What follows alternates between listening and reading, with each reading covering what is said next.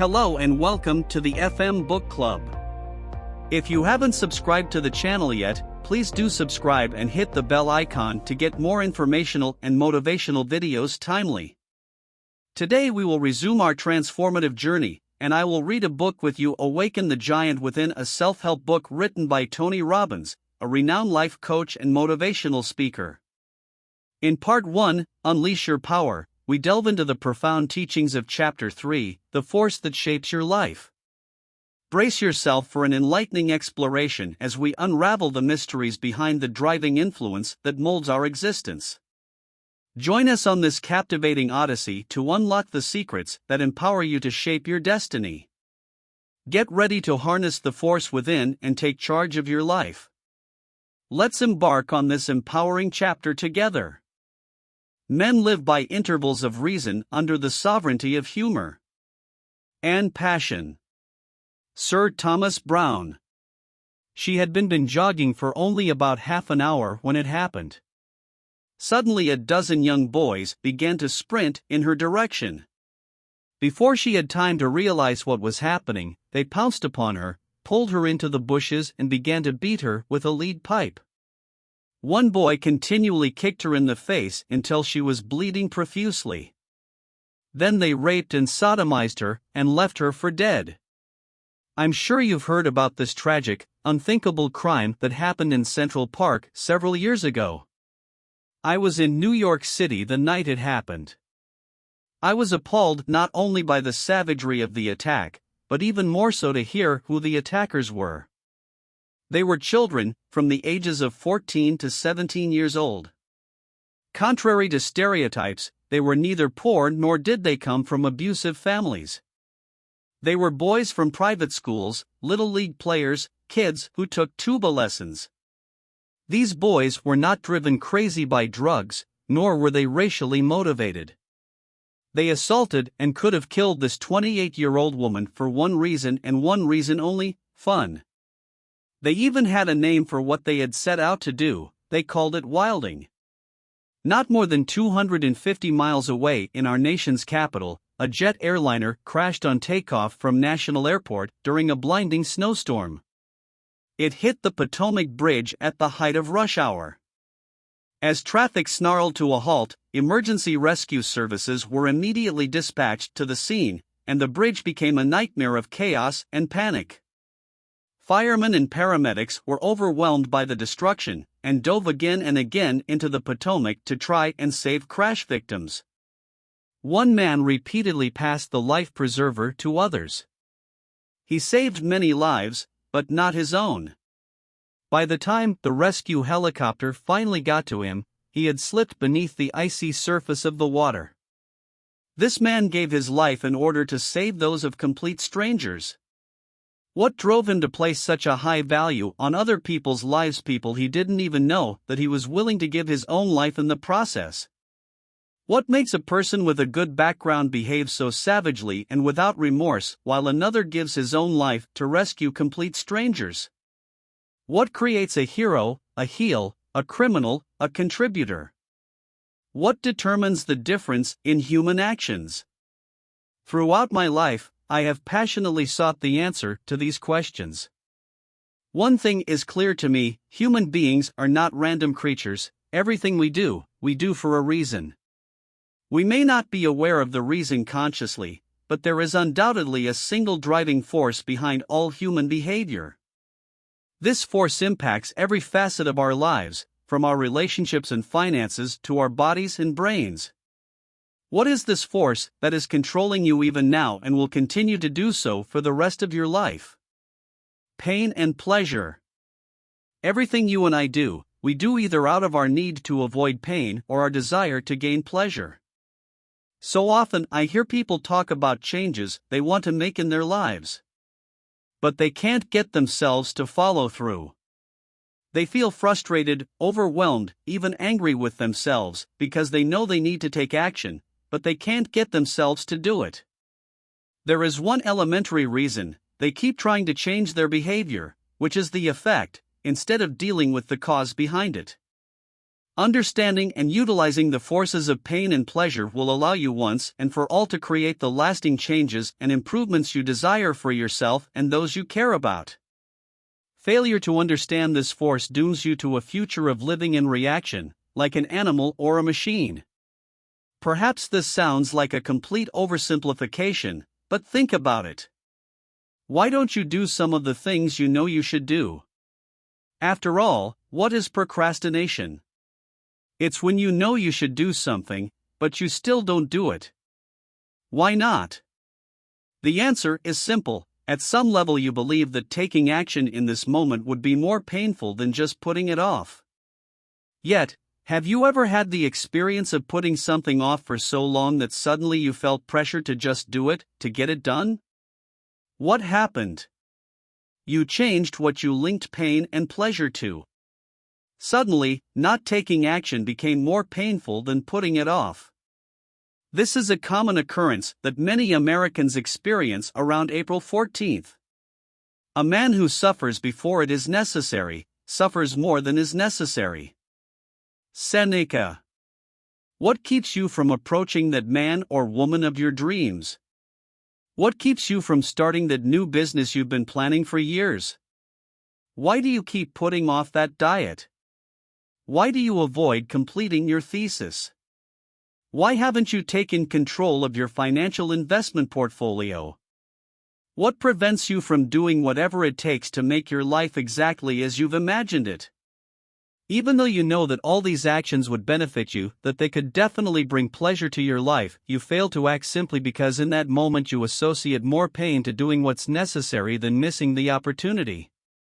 After all, what if you approached that person and they rejected you? What if you tried to start that new business but failed and lost the security you have in your present job? What if you started a diet and went through the pain of starving yourself, only to gain the weight back eventually anyway? What if you made an investment and lost your money? So why even try? For most people, the fear of loss is much greater than the desire for gain. Which would drive you more, keeping someone from stealing the $100,000 you've earned over the last 5 years, or the potential of earning $100,000 in the next 5? The fact is that most people would work much harder to hang on to what they have than they would to take the risks necessary to get what they really want from their lives. The secret of success is learning how to use pain and pleasure instead of having pain and pleasure use you. If you do that, you're in control of your life. If you don't, life controls you. Anthony Robbins. Often an interesting question comes up in discussions about these twin powers that drive us. Why is it that people can experience pain yet fail to change? They haven't experienced enough pain yet. They haven't hit what I call emotional threshold. If you've ever been in a destructive relationship and finally made the decision to use your personal power, take action, and change your life, it was probably because you hit a level of pain you weren't willing to settle for anymore. We've all experienced those times in our lives when we've said, "I've had it, never again, this must change now." This is the magical moment when pain becomes our friend. It drives us to take new action and produce new results. We become even more powerfully compelled to act if, in that same moment, we begin to anticipate how changing will create a great deal of pleasure for our lives as well. This process is certainly not limited to relationships. Maybe you've experienced threshold with your physical condition. You finally got fed up because you couldn't squeeze into an airline seat, you couldn't fit into your clothes, and walking up a set of stairs winded you. Finally you said, "I've had it," and made a decision. What motivated that decision? It was the desire to remove pain from your life and establish pleasure once again, the pleasure of pride, the pleasure of comfort, the pleasure of self-esteem, the pleasure of living life the way you've designed it. Of course, there are many levels of pain and pleasure. For example, feeling a sense of humiliation is a rather intense form of emotional pain. Feeling a sense of inconvenience is also pain. So is boredom. Obviously, some of these have less intensity, but they still factor in the equation of decision-making. Likewise, pleasure weighs into this. Process. Much of our drive in life comes from our anticipating that our actions will lead to a more compelling future, that today's work will be well worth the effort, that the rewards of pleasure are near. Yet there are many levels of pleasure as well. For example, the pleasure of ecstasy, while most would agree is intense, may sometimes be outweighed by the pleasure of comfort. It all depends on an individual's perspective. For example, let's say you're on your lunch break, and you're walking past a park where a Beethoven symphony is playing. Will you stop and listen? It depends, first of all, on the meaning you associate to classical music. Some people would drop anything to be able to listen to the valiant strains of the Eroica Symphony. For them, Beethoven equals pure pleasure. For others, however, listening to any kind of classical music is about as exciting as watching paint dry. Enduring the music would equal a measure of pain, and so they hurry past the park and back to work. But even some people who love classical music would not decide to stop and listen. Maybe the perceived pain of being late for work outweighs the pleasure they would get from hearing the familiar melodies. Or maybe they have a belief that stopping and enjoying music in the middle of the afternoon is wasteful of precious time, and the pain of doing something frivolous and inappropriate is greater than the pleasure the music could bring. Each day our lives are filled with these kinds of psychic negotiations. We are constantly weighing our own proposed actions and the impact they will have upon us. Life's most important lesson. Donald Trump and Mother Teresa are driven by the exact same force. I can hear you saying, "Are you off your rocker, Tony?" They couldn't be more different. It's absolutely true that their values lie at opposite ends of the spectrum, but they're both driven by pain and pleasure. Their lives have been shaped by what they've learned to get pleasure from, and what they've learned will create pain. The most important lesson we learn in life is what creates pain for us and what creates pleasure. This lesson is different for each of us and, therefore, so are our behaviors. What's driven Donald Trump throughout his life? He's learned to achieve pleasure by having the largest and most expensive yachts, acquiring the most extravagant buildings, making the shrewdest deals, in short, accumulating the biggest and best toys. What did he learn to link pain to? In interviews he has revealed that his ultimate pain in life is being second best at anything. He equates it with failure. In fact, his greatest drive to achieve comes from his compulsion to avoid this pain. It's a far more powerful motivator than his desire to gain pleasure.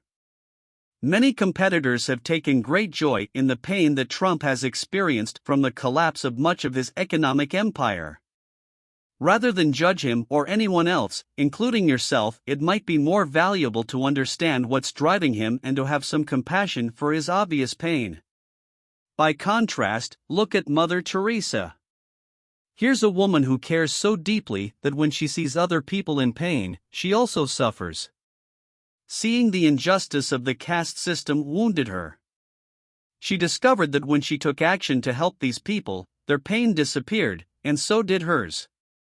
For Mother Teresa, the ultimate meaning of life can be found in one of the most impoverished sections of Calcutta, the City of Joy, which is swollen past the bursting point with millions of starving and diseased refugees. For her, pleasure might mean wading through knee-deep muck, sewage and filth in order to reach a squalid hut and minister to the infants and children within, their tiny bodies ravaged by cholera and dysentery. She is powerfully driven by the sensation that helping others out of their misery helps alleviate her own pain, that in helping them experience life in a better way, giving them pleasure, she will feel pleasure. She learned that putting yourself on the line for others is the highest good. It gives her a sense that her life has true meaning. While it may be a stretch for most of us to liken the sublime humility of Mother Teresa to the materialism of Donald Trump, it's critical to remember that these two individuals shaped their destinies based upon what they linked pain and pleasure to.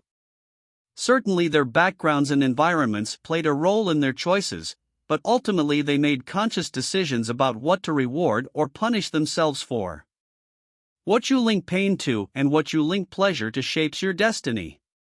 One decision that has made a tremendous difference in the quality of my life is that at an early age I began to link incredible pleasure to learning. I realized that discovering ideas and strategies that could help me to shape human behavior and emotion could give me virtually everything I wanted in my life. It could get me out of pain and into pleasure. Learning to unlock the secrets behind our actions could help me to become more healthy, to feel better physically, to connect more deeply with the people I cared about. Learning provided me with something to give, the opportunity to truly contribute something of value to all those around me. It offered me a sense of joy and fulfillment. At the same time, I discovered an even more powerful form of pleasure, and that was achieved by sharing what I'd learned in a passionate way. When I began to see that what I could share helps people increase the quality of their lives, I discovered the ultimate level of pleasure. And my life's purpose began to evolve. What are some of the experiences of pain and pleasure that have shaped your life? Whether you've linked pain or pleasure to drugs, for example, certainly has affected your destiny. So have the emotions you've learned to associate to cigarettes or alcohol, relationships, or even the concepts of giving or trusting. If you're a doctor, isn't it true that the decision to pursue a medical career so many years ago was motivated by your belief that becoming a physician would make you feel good? Every doctor I've talked to links massive pleasure to helping people, stopping pain, healing illness, and saving lives. Often the pride of being a respected member of society was an additional motivator. Musicians have dedicated themselves to their art because few things can give them that same level of pleasure. And CEOs of top organizations have learned to link pleasure to making powerful decisions that have a huge potential to build something unique and to contribute to people's lives in a lasting way.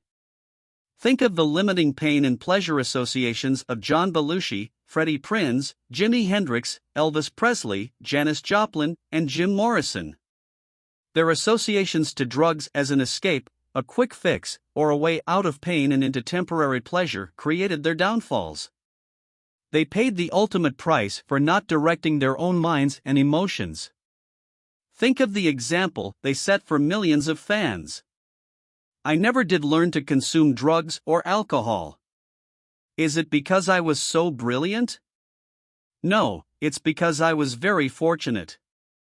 One reason I never drank alcohol is that, as a child, there were a couple of people in my family who acted so obnoxiously when drunk that I associated extreme pain to drinking any alcohol.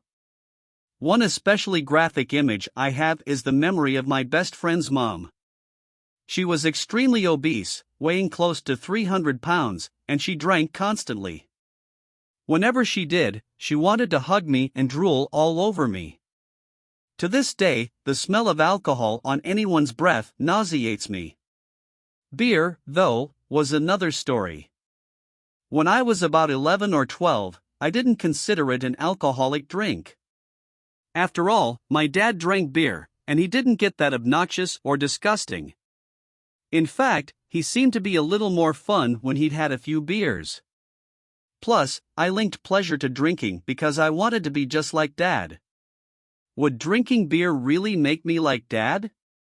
No, but we frequently create false associations in our nervous systems, neuroassociations, as to what will create pain or pleasure in our lives. One day I asked my mom for a brew. She began arguing that it wasn't good for me. But trying to convince me when my mind was made up, when my observations of my father so clearly contradicted her, was not going to work. We don't believe what we hear, rather, we are certain that our perceptions are accurate, and I was certain that day that drinking beer was the next step in my personal growth. Finally, my mom realized I'd probably just go drink somewhere else if she didn't give me an experience I wouldn't forget. At some level, she must have known she had to change what I associated to beer.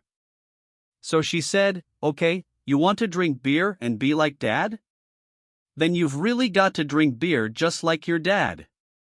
I said, "Well, what does that mean?" She said, "You've got to drink a whole six-pack." I said, "No problem." She said, "You've got to drink it right here." When I took my first sip, it tasted disgusting, nothing like what I'd anticipated. Of course, I wouldn't admit it at the time because, after all, my pride was on the line. So I took a few more sips.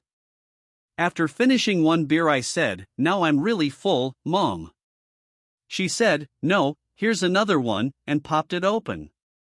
After the third or fourth can, I started feeling sick to my stomach. I'm sure you can guess what happened next. I threw up all over myself and the kitchen table. It was disgusting, and so was cleaning up the mess. I immediately linked the smell of beer to the vomit and horrible feelings. I no longer had an intellectual association to what drinking beer meant. I now had an emotional association in my nervous system, a gut-level neuro-association, one that would clearly guide my future decisions. As a result, I've never had even a sip of beer since. Can our pain and pleasure linkages produce a processional effect in our lives? You bet. This negative neuroassociation for beer affected many of my decisions in life. It influenced whom I hung out with at school. It determined how I learned to get pleasure. I didn't use alcohol, I used learning, I used laughter, I used sports. I also learned that it felt incredible to help other people, so I became the guy in school everybody came to with their problems, and solving their problems made both them and me feel good. Some things haven't changed through the years. I also never used drugs because of a similar experience. When I was in the 3rd or 4th grade, the police department came to my school and showed us some films about the consequences of getting involved in the drug scene. I watched as people shot up, passed out, spaced out, and leaped out of windows. As a young boy, I associated drugs to ugliness and death, so I never tried them myself. My good fortune was that the police had helped me form painful neuroassociations to even the idea of using drugs. Therefore, I have never even considered the possibility. What can we learn from this? Simply this: if we link massive pain to any behavior or emotional pattern, we will avoid indulging in it at all costs. We can use this understanding to harness the force of pain and pleasure to change virtually anything in our lives, from a pattern of procrastinating to drug use. How do we do this? Let's say, for example, you want to keep your children off drugs. The time to reach them is before they experiment and before someone else teaches them the false association that drugs equal pleasure. My wife, Becky, and I decided that the most powerful way to make sure our kids would never use drugs was to cause them to link massive pain to drugs. We knew that unless we taught them what drugs were really about, someone else might convince them that drugs were a useful way of escaping pain. To accomplish this task, I called upon an old friend, Captain John Rondon of the Salvation Army. For years, I've supported John in the South Bronx and Brooklyn in helping street people make changes in their lives by raising their standards, changing their limiting beliefs, and developing life skills. Becky and I are very proud of the people who've used what we've taught to get off the streets and increase the quality of their lives. I've always used my visits there as a way of giving something back and as a reminder of how fortunate I am. It keeps me feeling appreciative of the life I have the privilege to lead. It also gives me perspective and keeps my life balanced. I explained my goals to Captain John, and he arranged to take my children on a tour they would never forget, one that would give them a clear experience of what drugs do to the human spirit. It began with a first-hand visit to a rat-infested, rotting tenement building. The minute we walked in, my children were assaulted by the stench of urine-soaked floors, the sight of addicts shooting up heedless of who was watching, child prostitutes soliciting passers-by, and the sound of neglected, crying children. Mental, emotional, and physical devastation is what my kids learned to link to drugs. That was 4.5 years ago. While they have all been exposed to drugs many times since, they have never touched them. These powerful neuroassociations have significantly shaped their destinies. If you are distressed by anything external, the pain is not due to the thing itself but to your own estimate of it, and this you have the power to revoke at any moment. Marcus Aurelius. We are the only beings on the planet who lead such rich internal lives that it's not the events that matter most to us, but rather, it's how we interpret those events that will determine how we think about ourselves and how we will act in the future. One of the things that makes us so special is our marvelous ability to adapt, to transform, to manipulate objects or ideas to produce something more pleasing or useful. And foremost among our adaptive talents is the ability to take the raw experience of our lives, relate it to other experiences, and create from it a kaleidoscopic tapestry of meaning that's different from everyone else's in the world. Only human beings can, for example, change their associations so that physical pain will result in pleasure, or vice versa. Remember a hunger striker confined to jail. Fasting for a cause, he survives 30 days without food. The physical pain he experiences is considerable, but it's offset by the pleasure and validation of drawing the world's attention to his cause. On a more personal, everyday level, individuals who follow intense physical regimens in order to sculpt their bodies have learned to link tremendous feelings of pleasure to the pain of physical exertion. They have converted the discomfort of discipline into the satisfaction of personal growth. This is why their behavior is consistent, as are their results. Through the power of our wills, then, we can weigh something like the physical pain of starvation against the psychic pain of surrendering our ideals. We can create higher meaning, we can step out of the Skinnerian box and take control. But if we fail to direct our own associations to pain and pleasure, we're living no better than animals or machines, continually reacting to our environment, allowing whatever comes up next to determine the direction and quality of our lives. We're back in the box. It's as if we are a public computer, with easy access for lots of amateur programmers. Our behavior, both conscious and unconscious, has been rigged by pain and pleasure from so many sources: childhood peers, moms and dads, teachers, coaches, movie and television heroes, and the list goes on. You may or may not know precisely when programming and conditioning occurred. It might have been something someone said, an incident at school, an award-winning sports event, an embarrassing moment, straight A's on your report card, or maybe failing grades. All of these contributed to who you are today. I cannot emphasize strongly enough that what you link pain and pleasure to will shape your destiny. As you review your own life, can you recall experiences that formed your neuroassociations and thus set in motion the chain of causes and effects that brought you to where you are today? What meaning do you attach to things? If you're single, do you look upon marriage wistfully as a joyous adventure with your life's mate, or do you dread it as a heavy ball and chain? As you sit down to dinner tonight, do you consume food matter-of-factly as an opportunity to refuel your body, or do you devour it as your sole source of pleasure? Men, as well as women, are much oftener led by their hearts than by their understandings. Lord Chesterfield.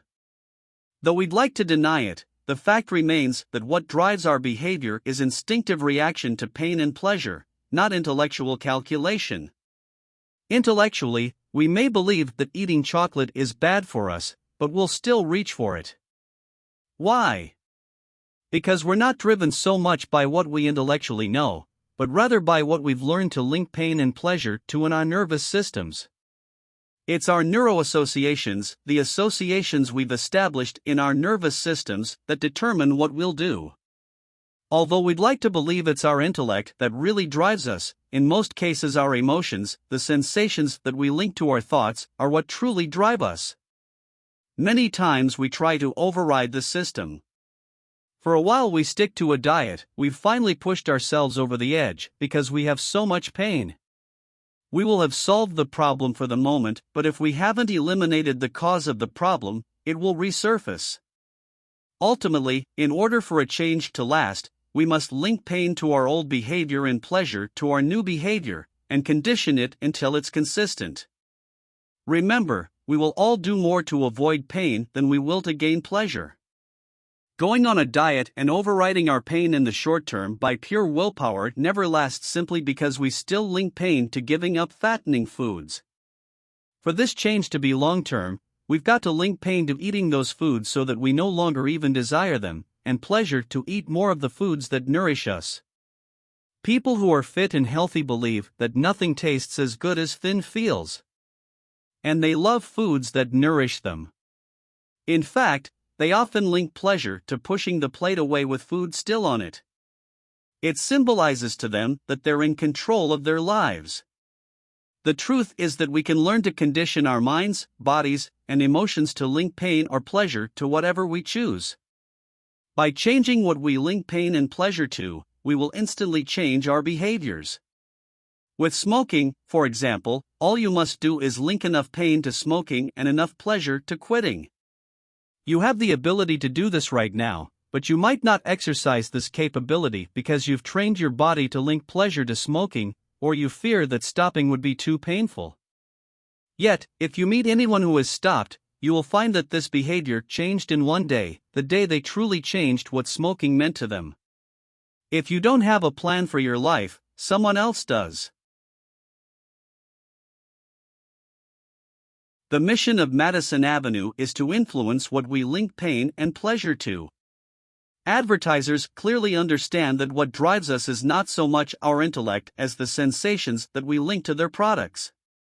As a result, they become experts in learning how to use exciting or soothing music, rapid or elegant imagery, bright or subdued color, and a variety of other elements to put us in certain emotional states. Then, when our emotions are at their peak, when the sensations are their most intense, they flash an image of their product continuously until we link it to these desired feelings. Pepsi employed this strategy brilliantly in carving out a bigger share of the lucrative soft drink market from their major competitor, Coca-Cola. Pepsi observed the phenomenal success of Michael Jackson, a young man who had spent his entire life learning how to heighten people's emotions by the way he used his voice, his body, his face, and his gestures. Michael sang and danced in a way that stimulated huge numbers of people to feel incredibly good, so much so that they'd often purchase one of his albums to recreate the feelings. Pepsi asked, "How can we transfer those sensations to our product?" Their reasoning was that if people associated the same pleasurable feelings to Pepsi as they did to Michael Jackson, they'd buy Pepsi just as they bought his albums. The process of anchoring new feelings to a product or idea is the integral transference necessary to basic conditioning, something you'll learn more about in Chapter 6 as we study the science of neuroassociative conditioning. But for now, consider this: any time we're in an intense emotional state, when we're feeling strong sensations of pain or pleasure, anything unique that occurs consistently will become neurobiologically linked. Therefore, in the future, whenever that unique thing happens again, the emotional state will return. You've probably heard of Ivan Pavlov, a Russian scientist who, in the late 19th century, conducted conditioned response experiments. His most famous experiment was one in which he rang a bell as he offered food to a dog, thereby stimulating the dog to salivate and pairing the dog's sensations with the sound of the bell. After repeating the conditioning enough times, Pavlov found that merely ringing the bell would cause the dog to salivate even when food was no longer being given. What does Pavlov have to do with Pepsi? First, Pepsi used Michael Jackson to get us in a peak emotional state. Then, at that precise moment, they flashed the product. Continuous repetitions of this created an emotional linkage for millions of Jackson's fans. The truth is that Michael Jackson doesn't even drink Pepsi. And he wouldn't even hold an empty Pepsi can in his hand on camera. You might wonder, isn't this company crazy? They hired a guy for $15 million to represent them who doesn't even hold their product, and tells everybody that he won't. What kind of spokesperson is this? What a crazy idea. Actually, it was a brilliant idea. Sales went through the roof, so high that LA Gear then hired Michael for $20 million to represent their product. And today, because he's able to change the way people feel, he's what I call a state inducer. He and Sony/CBS just signed a 10-year recording contract that's reputed to be worth more than $1 billion. His ability to change people's emotional states makes him invaluable. What we've got to realize is that this is all based on linking pleasurable sensations to specific behaviors. It's the idea that if we use the product, we'll live our fantasies. Advertisers have taught all of us that if you drive a BMW, then you're an extraordinary person with exceptional taste. If you drive a Hyundai, you're intelligent and frugal. If you drive a Pontiac, you'll have excitement. If you drive a Toyota, what a feeling you'll get. You're taught that if you wear obsession cologne, you'll soon be entwined in the throes of an androgynous orgy. If you drink Pepsi, you'll be able to jam with MC Hammer as the epitome of hip.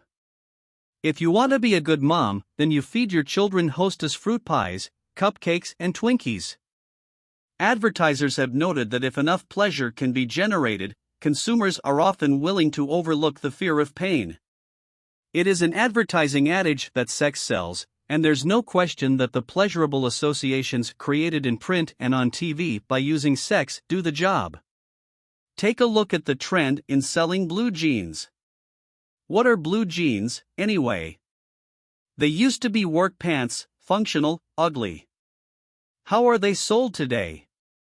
They become an international icon of everything that's sexy, fashionable, and youthful. Have you ever watched a Levi's 501 jeans commercial? Can you explain one to me? They make no sense, do they? They're totally confusing.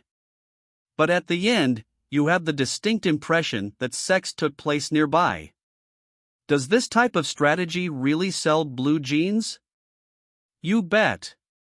Levi is the #1 blue jeans manufacturer in America today. Is the power of conditioning to shape our associations limited to products like soft drinks, automobiles, and blue jeans? Of course not. Take the lowly little raisin, for example. Do you know that in 1986, the California Raisin Advisory Board was expecting a huge harvest, yet they were beginning to panic?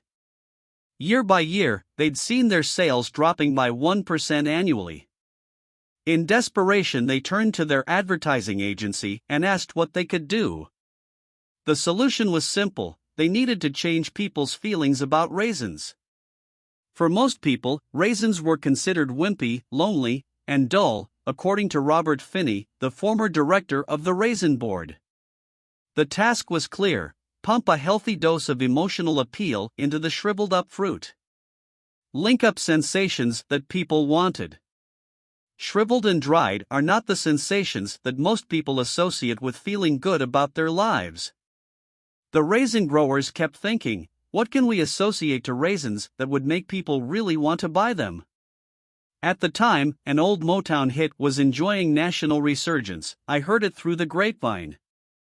Raisin growers thought, what if we can take these sensations that make so many people feel good, and link them to raisins to make them seem hip? They hired an innovative animator named Will Vinton, who then created about 30 clay raisin figurines, each with a distinct personality, to boogie to the Motown tune. In those moments, the California Raisins were born. Their first ad campaign created an instant sensation and successfully linked the sensations that the raisin growers hoped for. As people watched the hip little raisins dance, they linked strong feelings of fun, humor, and pleasure to the once boring fruit. The raisin had been reinvented as the essence of California cool, and the unspoken message of each of these ads was that if you ate them, you'd be hip, too. The upshot? The raisin industry was rescued from its devastating slump in sales to a 20% growth factor annually. The raisin growers had succeeded in changing people's associations. Instead of linking boredom to the fruit, consumers had learned to link sensations of excitement and fun. Of course, the use of advertising as a form of conditioning is not limited to physical products. Fortunately or unfortunately, we consistently see television and radio used as tools for changing what we associate to candidates in the political process. No one knows this better than the master political analyst and opinion shaper Roger Ailes, who was responsible for key elements of Ronald Reagan's successful 1984 campaign against Walter Mondale, and who in 1988 masterminded George Bush's successful campaign against Michael Dukakis. Ailes designed a strategy to convey 3 specifically negative messages about Dukakis: that he was soft on defense, the environment, and crime, and cause people to link painful sensations to him. One ad portrayed Dukakis as a kid playing war in a tank, another seemed to blame him for pollution in the Boston harbor. The most notorious one showed criminals being released from Massachusetts jails through a revolving door, and played on the widespread negative publicity generated around the country by the Willie Horton incident. Convicted murderer Willie Horton, released from jail as part of a controversial furlough program in Dukakis's home state, failed to return and 10 months later was arrested for terrorizing a young couple, raping the woman and assaulting the man. Many people took issue with the negative focus of these ads.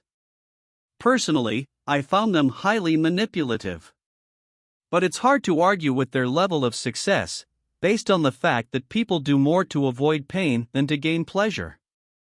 Many people didn't like the way the campaign was fought, and George Bush was one of those people, but it was hard to argue with the reality that pain was a very powerful motivator in shaping people's behavior. As Thales says, the negative ads cut through quicker. People tend to pay more attention to these types of ads. People may or may not slow down to look at a beautiful pastoral scene along the highway. But everyone looks at an auto accident. There is no questioning the effectiveness of Ailes's strategy. Bush won a clear majority of the popular vote and soundly trounced Dukakis in one of the biggest landslides in electoral college history. The force shaping world opinion and consumers' buying habits is also the same force that shapes all of our actions. It's up to you and me to take control of this force and decide on our own actions consciously, because if we don't direct our own thoughts, we'll fall under the influence of those who would condition us to behave in the way they desire. Sometimes those actions are what we would have selected anyway, sometimes not. Advertisers understand how to change what we link pain and pleasure to by changing the sensations we associate to their products. If we want to take control of our lives, we must learn to advertise in our own minds, and we can do this in a moment. How? Simply by linking pain to the behaviors we want to stop at such a high level of emotional intensity that we won't even consider those behaviors any longer. Aren't there things you would never, ever do? Think of the sensations you link to those. If you link those same feelings and sensations to the behaviors you want to avoid, you'll never do them again, either. Then, simply link pleasure to the new behavior you desire for yourself. Through repetition and emotional intensity, you can condition these behaviors within yourself until they are automatic. So what's the first step in creating a change? The first step is simply becoming aware of the power that pain and pleasure exert over every decision, and therefore every action, that we take. The art of being aware is understanding that these linkages between ideas, words, images, sounds, and sensations of pain and pleasure are happening constantly. I conceive that pleasures are to be avoided if greater pains be the consequence, and pains to be coveted that will terminate in greater pleasures. Michel de Montaigne. The problem is that most of us base our decisions about what to do on what's going to create pain or pleasure in the short term instead of the long term. Yet, in order to succeed, most of the things that we value require us to be able to break through the wall of short-term pain in order to have long-term pleasure. You must put aside the passing moments of terror and temptation, and focus on what's most important in the long term, your values and personal standards. Remember, too, that it's not actual pain that drives us, but our fear that something will lead to pain. And it's not actual pleasure that drives us, but our belief, our sense of certainty that somehow taking a certain action will lead to pleasure. We're not driven by the reality, but by our perception of reality. Most people focus on how to avoid pain and gain pleasure in the short term, and thereby create long-term pain for themselves. Let's consider an example. Say someone wants to lose a few extra pounds. I know this has never happened to you, but let's just pretend anyway. On the one hand, this person marshals a host of excellent reasons for losing weight. They would feel healthier and more energized, they would fit into their clothes better, they would feel more confident around members of the opposite sex. On the other hand, though, there are just as many reasons to avoid losing weight. They'd have to go on a diet, they'd continually feel hungry, they'd have to deny their urge to eat fattening foods, and besides, why not wait until after the holidays? With the reasons balanced in this way, many people would tip the scales in favor of the pattern of putting things off, the potential pleasure of a slimmer figure far outweighed by the short-term pain of dietary deprivation. Short-term, we avoid the pain of feeling a twinge of hunger, and instead we give ourselves that immediate morsel of pleasure by indulging in a few potato chips, but it doesn't last. In the long term, we feel worse and worse about ourselves, not to mention the fact that it causes our health to deteriorate. Remember, anything you want that's valuable requires that you break through some short-term pain in order to gain long-term pleasure. If you want a great body, you've got to sculpt that body, which requires breaking through short-term pain. Once you've done it enough times, working out becomes pleasurable. Dieting works the same way. Any type of discipline requires breaking through pain, discipline in business, relationships, personal confidence, fitness, and finances. How do you break through the discomfort and create the momentum to really accomplish your aims? Start by making the decision to overcome it. We can always decide to override the pain in the moment, and better yet is to follow up by conditioning ourselves, which is something we'll cover in detail in Chapter 6. A prime example of how this short-term focus can cause us all to take a fall, as in Niagara, is reflected by the current savings and loan crisis, probably the single biggest financial mistake ever made in the history of our government. Estimates show it could cost taxpayers more than $500 billion, yet most Americans have no idea what caused it. This problem will most certainly be one that is the source of pain, at least economic pain, for every man, woman, and child in this country, probably for generations to come. In a conversation I had with L. William Seidman, chairman of the Resolution Trust Corporation and the Federal Deposit Insurance Corporation, he told me, "We are the only nation rich enough to survive such a big mistake." What did create this financial mess? It's a classic example of trying to eliminate pain by solving a problem while nurturing the cause. It all began with savings and loan challenges that came up in the late 70s and early 80s. Banking and S&L institutions had built their business primarily on the corporate and consumer market. For a bank to profit, it has to make loans, and those loans have to be at an interest rate that's above what it pays out to depositors. In the first stages of the problem, the banks faced difficulties on several fronts. First, they were hit hard when corporations entered what had previously been the sole domain of banks, lending. Large companies found that by lending to one another, they saved significantly on interest, developing what's now known as the commercial paper market. This was so successful that it virtually destroyed the profit centers of many banks. Meanwhile, there were new developments on the American consumer front as well. Traditionally, consumers did not look forward to meeting with a loan officer at a bank, meekly asking for loans to purchase a car or large appliance. I think we can fairly say that this was a painful experience for most as they subjected themselves to financial scrutiny. They didn't usually feel like a valued customer at many banks. Car companies were smart enough to recognize this and began offering loans to their customers, creating a new source of profit for themselves. They saw that they could make as much money on the financing as they did on the car they sold, and they could give the customer a great deal of convenience and lower interest rates. Their attitude was, of course, quite different from the bankers. They had a vested interest in seeing the customer get his loan. Soon, the customers came to prefer the in-house financing over the traditional method, appreciating the convenience, flexibility, and low financing fees. Everything was handled in one place by a courteous person who wanted their business. Consequently, General Motors Acceptance Corporation, GMAC, quickly became one of the largest car financing companies in the country. One of the last bastions for bank loans was the real estate market, but interest rates and inflation had soared in 1 year as high as 18%. As a result, no one could afford the monthly payments that servicing loans at this interest rate required. As you can imagine, real estate loans dropped off the map. By this time, the banks had lost their corporate customers en masse, they had lost the market for a great deal of their car loans, and they had begun to lose the home loans as well. The final slap to the banks was that the depositors, in response to inflation, needed a higher rate of return while the banks were still carrying loans that would yield significantly lower interest rates. Every day, the banks were losing money. They saw their survival at stake and decided to do two things. First, they lowered their standards for qualifying customers for loans. Why? Because they believed that if they didn't lower their standards, there would be no one to loan money to. And if they didn't loan money, they couldn't profit, and they'd clearly have pain.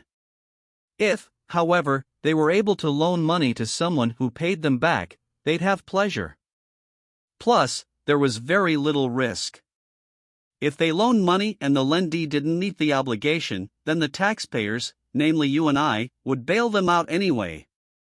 So in the final analysis, there was very little fear of pain and tremendous incentive to risk their capital. These banks and SNLS also pressured Congress to help keep them from going under, and a series of changes occurred. Large banks realized that they could loan money to foreign nations that were desperately hungry for capital. The lenders realized that over breakfast they could commit more than $50 million to a country. They didn't have to work with millions of consumers to lend the same amount, and the profits on these larger loans were sizable. The bank managers and loan officers were also often given bonuses in relation to the size and number of loans they could produce. The banks were no longer focusing on the quality of a loan. Their focus was not on whether a country like Brazil could pay the loan back or not, and frankly, many weren't terribly concerned. Why? They did exactly what we taught them. We encouraged them to be gamblers with the federal deposit insurance, promising that if they won big, and if they failed, we would pick up the tab. There was simply too little pain in this scenario for the banker. Smaller banks, who didn't have the resources to loan to foreign countries, found that the next best thing was to loan to commercial developers here in the United States. They, too, lowered their standards so that developers could borrow with no money down instead of the traditional 20%. What was the developers' response? Well, they had nothing on the line, they were using only other people's money, and at the same time Congress had built such high tax incentives into commercial building that the builders had absolutely nothing to lose. They no longer had to analyze whether the market was right, or whether the building was properly located or sized. The developers' only downside was that they would have the most incredible tax write-off of their lives. As a result, builders built like crazy, causing a glut on the market. When the supply was so much greater than the demand, the market collapsed. Developers went back to the banks and said, "We can't pay," and the banks turned to the taxpayers and said, "We can't pay." Unfortunately, there's nobody we can turn to. What's worse, people have seen the abuse in this country, and the assumption now is that anyone who is wealthy must have taken advantage of somebody. This is creating negative attitudes toward many in business who are often the very people providing jobs that allow Americans' dreams to flourish. This whole mess illustrates our lack of understanding of the pain-pleasure dynamic and the inadvisability of trying to conquer long-term problems with short-term solutions. Pain and pleasure are also the backstage directors of global drama. For years we lived through an escalating arms race with the USSR. The two nations were constantly building more weapons as the ultimate threat: if you try to hurt us, we'll retaliate and hurt you even worse. And the standoff continued to build to the point at which we were spending $15,000 a second on arms. What caused Gorbachev to suddenly decide to renegotiate arms reduction? The answer is pain. He began to associate massive pain to the idea of trying to compete with our military arms buildup. Financially, it just wasn't feasible. He couldn't even feed his people. When people can't eat, they're more concerned about their stomachs than about guns. They're more interested in filling their larders than the country's armament. They begin to believe that money is being spent frivolously, and they insist on a change. Did Gorbachev change his position because he's a great guy? Maybe. But one thing is certain, he didn't have a choice. Nature has placed mankind under the government of two sovereign masters, pain and pleasure. They govern us in all we do, in all we say, in all we think. Every effort we can make to throw off our subjection will serve but to demonstrate and confirm it. Jeremy Bentham. Why do people persist in an unsatisfying relationship, unwilling either to work toward solutions or end it and move on? It's because they know changing will lead to the unknown, and most people believe that the unknown will be much more painful than what they're already experiencing. It's like the old proverbs say, "Better the devil you know than the devil you don't know. A bird in the hand is worth two in the bush." These core beliefs keep us from taking the actions that could change our lives. If we want to have an intimate relationship, then we have to overcome our fears of rejection and vulnerability. If we're planning to go into business, we must be willing to overcome our fear of losing security to make that happen. In fact, most of the things that are valuable in our lives require us to go against the basic conditioning of our nervous systems. We must manage our fears by overriding this preconditioned set of responses, and, in many cases, we must transform that fear into power. Many times, the fear that we are allowing to control us never becomes reality anyway. It's possible for people to link pain, for example, to flying in an airplane, while there's no logical reason for the phobia. They're responding to a painful experience in their past or even an imagined future. They may have read in the papers about airplane accidents, and now they avoid getting on planes. They're allowing that fear to control them. We must make sure that we live our lives in the present and respond to things that are real, not to our fears of what once was or what might someday be. The key thing to remember is that we don't move away from real pain, we move away from what we believe will lead to pain. Let's make some changes right now. First, write down 4 actions that you need to take that you've been putting off. Maybe you need to lose some weight. Maybe you need to stop smoking. Maybe you need to communicate with someone you've had a falling out with, or reconnect with someone who's important to you. Second, under each of these actions, write down the answer to the following questions. Why haven't I taken action? In the past, what pain have I linked to taking this action?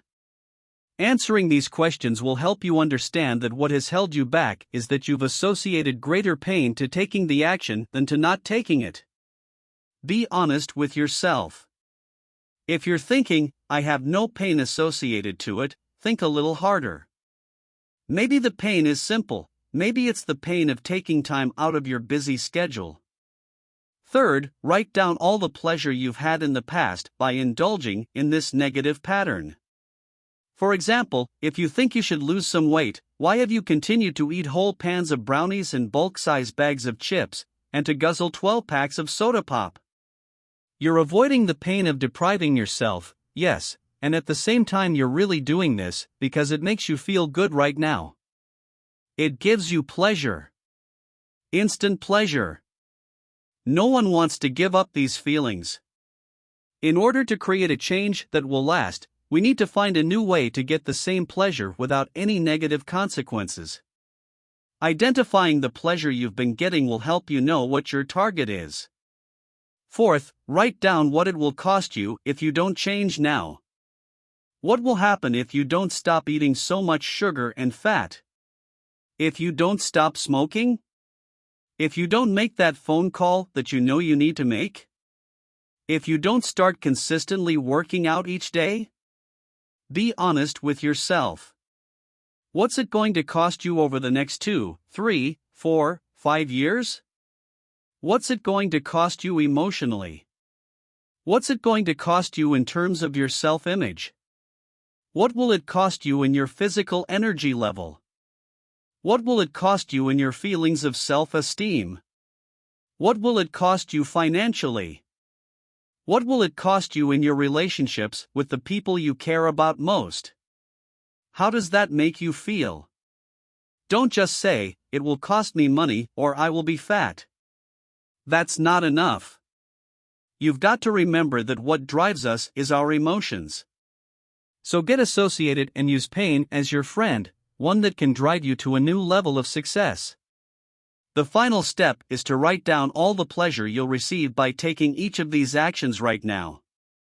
Make a huge list that will drive you emotionally, that will really get you excited. I'll gain the feeling of really being in control of my life, of knowing that I'm in charge. I'll gain a new level of self-confidence. I'll gain physical vitality and health. I'll be able to strengthen all my relationships. I'll develop more willpower, which I could use in every other area of my life. My life will be better in all these ways, now. Over the next 2, 3, 4, 5 years. By taking this action, I will live my dream. Envision all the positive impacts both in the present and in the long term. I encourage you to take the time now to complete this exercise, and to take advantage of the great momentum you've been building up as you've moved through this book. Carpe diem. Seize the day. There's no time like the present. But if you can't wait another second before pressing on to the next chapter, then by all means, do so. Just be sure to come back to this exercise later and demonstrate to yourself the control you have over the twin powers of pain and pleasure. This chapter has shown you again and again that what we link pain to and pleasure to shapes every aspect of our lives, and that we have the power to change these associations and, therefore, our actions and our destinies. But in order to do this, we must understand. Thank you so much for joining me today. If you enjoyed this video, do not forget to give it a thumbs up and hit that subscribe button so you will never miss out on future content. If you have any questions or want to share your thoughts, feel free to leave a comment down below. I love hearing from you. And remember, you have the power to make positive changes in your life. Keep striving for your goals and never stop learning. Until next time, take care and stay inspired. This is FM Book Club, signing off. Catch you on the next video.